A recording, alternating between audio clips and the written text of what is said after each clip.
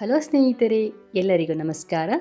ತನ್ವಿ ಕ್ರಿಯೇಟರ್ಗೆ ಎಲ್ಲರಿಗೂ ಸ್ವಾಗತ. ಇಂದು ನಾನು ಹೀರೆಕಾಯಿಯಿಂದ ಬಜ್ಜಿ ಮಾಡೋದು ಹೇಗೆ ಎಂಬುದನ್ನು ನಾನು ನಿಮಗೆ ತೋರಿಸ್ಕೊಡ್ತಾ ಇದ್ದೀನಿ. ಇದನ್ನು ಮಸ್ಕಾಯಿ ಎಂಬುದಾಗಿ ಸಹ ಕರೆಯಲಾಗುತ್ತದೆ. ಈ ರೀತಿ ಒಮ್ಮೆ ಮಾಡಿ ತುಂಬಾ ಚಳಿ ಇರುವಂಥ ಈ ಸಮಯದಲ್ಲಿ ಈ ರೀತಿ ಮಾಡ್ಕೊಂಡು ತಿಂತಾ ಇದ್ದರೆ ತುಂಬಾ ರುಚಿಯಾಗಿರುತ್ತೆ. ಹಾಗಾದರೆ ಮಾಡೋದು ಹೇಗೆ ನೋಡೋಣ ಬನ್ನಿ. ಮೊದಲು ಇಲ್ಲಿ ನಾನು ಹೀರೆಕಾಯಿಯನ್ನು ಮೇಲೆ ಸಿಪ್ಪೆಯನ್ನೆಲ್ಲ ತೆಗೆದು ಅದನ್ನು ನಾನು ಹಚ್ಚಿ ಇಟ್ಕೊಂಡಿದ್ದೀನಿ.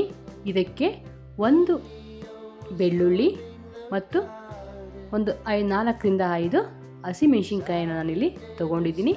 ನಂತರ 2 ಟೊಮೊಟೊ ಹಣ್ಣು, ಇಲ್ಲಿ 1 ಈರುಳ್ಳಿಯನ್ನು ನಾನು ಇಲ್ಲಿ ಸೇರಿಸ್ಕೊತಾ ಇದ್ದೀನಿ. ಇದಕ್ಕೆ ನಾನು ಒಂದು 3 ಗ್ಲಾಸು ನೀರನ್ನು ಸೇರಿಸ್ತಾ ಇದ್ದೀನಿ. ನಾವು ಕುಕ್ಕರಲ್ಲಿ ಹಾಕಿ ಬೇಯಿಸಿದ್ರೆ ತುಂಬ ಬೆಂದೋಗುತ್ತೆ, ಚೆನ್ನಾಗಿರಲ್ಲ. ಈ ಥರ ನಾನೀಗ ಪಾತ್ರೆಯಲ್ಲಿ ಬೇಯಿಸಿ ನಿಮಗೆ ತೋರಿಸ್ತಾ ಇದ್ದೀನಿ. ಈಗ ಇದನ್ನು ನಾನು ಕುದಿಸ್ಕೋತಾ ಇದ್ದೀನಿ. ಈಗ ಇದು ಬೆಂದಿದೆ. ಅದಕ್ಕೆ ಬೆಂದರೆ ಸಾಕು. ಈ ರೀತಿ ಬೆಂದಿದಂತಹ ಹೀರೆಕಾಯಿಯನ್ನು ನಾನು ಸ್ಟವನ್ನು ಆಫ್ ಮಾಡಿ ಸ್ವಲ್ಪ ಹೊತ್ತು ಆರಕ್ಕೆ ಇಡ್ತಾ ಇದ್ದೀನಿ. ಇದು ಆರಿದ ನಂತರ ನಾನು ಒಂದು ಮಿಕ್ಸಿಗೆ ಸ್ವಲ್ಪ ತೆಂಗಿನಕಾಯಿ, ಇಲ್ಲಿ ಹಸಿ ತೆಂಗಿನಕಾಯಿ ತುರಿಯನ್ನು ಸೇರಿಸ್ಕೊತಾ ಇದ್ದೀನಿ. ಇದಕ್ಕೆ ನಾವು ಬೇಯಿಸಿದಂತಹ ಹೀರೆಕಾಯಿಯನ್ನು ಆರಿಸಿದ ನಂತರ ಸೇರಿಸ್ಕೊತಾ ಇದ್ದೀನಿ. ಈಗ ರುಚಿಗೆ ಸ್ವಲ್ಪ ನಾವು ಇಲ್ಲಿ ಮಸಾಲೆ ಪುಡಿಯನ್ನು ಸೇರಿಸ್ತಾ ಇದ್ದೀನಿ. ಇದು ಆಪ್ಷನಲ್ಲು, ನೀವು ಬೇಕಾದರೆ ಸೇರಿಸ್ಕೊಳ್ಳಿ, ಇಲ್ಲ ಅಂದರೆ ಬೇಡ. ಇದನ್ನು ಸ್ವಲ್ಪ ತರಿಯಾಗಿ ರುಬ್ಕೋಬೇಕು.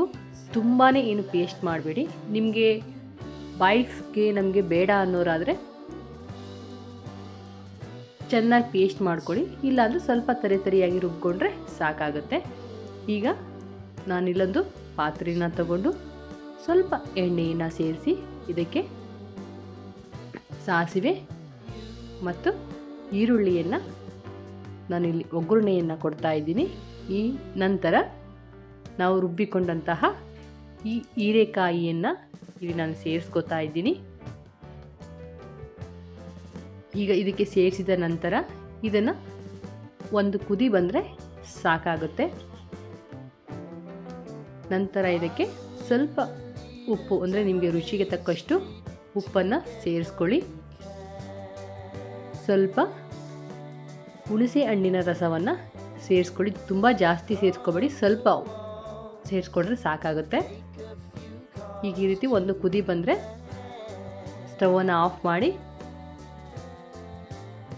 ಸಾಕಾಗುತ್ತೆ. ಈಗ ಇಲ್ಲಿ ರುಚಿಯಾದಂತಹ ಹೀರೆಕಾಯಿ ಮಸ್ಕಾಯಿ ಅಥವಾ ಹೀರೆಕಾಯಿ ಬಜ್ಜಿ ಅಂತ ನಮ್ಮ ಕಡೆ ಕರಿತೀವಿ, ರೆಡಿಯಾಗಿದೆ. ಈ ರೀತಿ ಒಮ್ಮೆ ಮನೆಯಲ್ಲಿ ನೀವು ಟ್ರೈ ಮಾಡಿ ಹೇಗೆ ಬಂತು ಎಂಬುದನ್ನು ಕಮೆಂಟ್ ಮೂಲಕ ತಿಳಿಸಿ. ಇನ್ನು ಯಾವುದೇ ರೆಸಿಪಿಗಳಾಗಿರ್ಬೋದು ನಿಮಗೆ ಬೇಕಾದರೆ ಕಮೆಂಟ್ ಮೂಲಕ ನಮಗೆ ತಿಳಿಸಿ. ಹೀಗೆ ನಮಗೆ ಪ್ರೋತ್ಸಾಹವನ್ನು ನೀಡಿ. ಇನ್ನೂ ನಮ್ಮ ಚಾನಲ್ಗೆ ಸಬ್ಸ್ಕ್ರೈಬ್ ಆಗಿಲ್ಲ ಅಂದರೆ ದಯವಿಟ್ಟು ನಮ್ಮ ಚಾನಲನ್ನು ಸಬ್ಸ್ಕ್ರೈಬ್ ಮಾಡ್ಕೊಳ್ಳಿ. ಈ ವಿಡಿಯೋ ನೋಡಿದ್ದಕ್ಕಾಗಿ ಎಲ್ಲರಿಗೂ ಧನ್ಯವಾದಗಳು.